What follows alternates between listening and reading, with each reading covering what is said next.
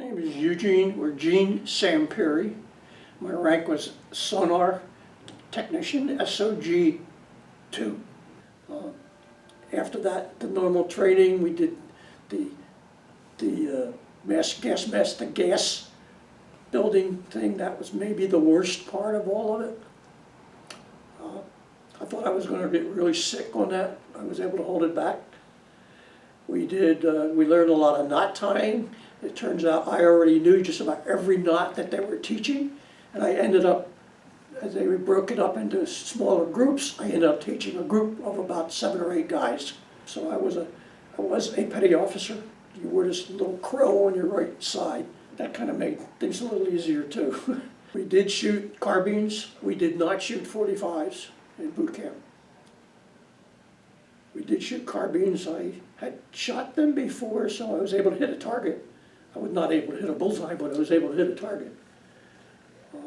Swimming was, I learned to swim late. I was maybe 12 or 13 before I learned to swim, but I didn't really have any problem with the swimming or the floating exercises that you had to do, like jumping in with your pants, that kind of thing. I didn't have any problem with that.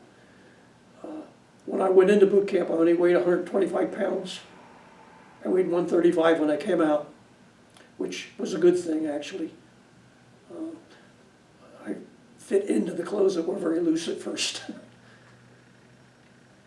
What else did we learn? Like I said, we did a lot of the calisthenics and everything. We were not an honor company at any time, for varying reasons, I guess. The RCPO crew was pretty good. How they picked them, I'm not sure. They were all big, all tall type people. I was probably the shortest of the POs. I was only 5'8", and I know this. The RCPO was 6'1". The guy who was supposed to be the mailman was 6'2", but with his TB, he was sent back about a month. Graduation was April, and was outdoors on the main. It went very well for everybody. When it was all done, you went back to your barracks, and CPO, the company commander, came in, shook everybody's hand, went on down the list, around to the bunks as everybody's packing up and getting ready to leave. And he comes up to me, and by that time I've known him as Sam instead of my last name, and he puts his hand out and shakes my hand, and then it was my rig. He just smiled. He says, "Have a good one." So he remembered to give it back. Like I said, he was not a nasty person. He was very fair. I talked to some others who had CPO or company commanders who were not nice. And you hear a lot of horror stories today of how bad it was. But I did not think boot camp was hard. It was tough. You learned a lot. You kept your nose clean.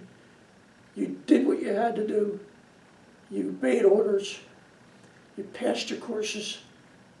You got through with flying colors. You didn't have a problem. And then I got my orders for sonar school in Key West.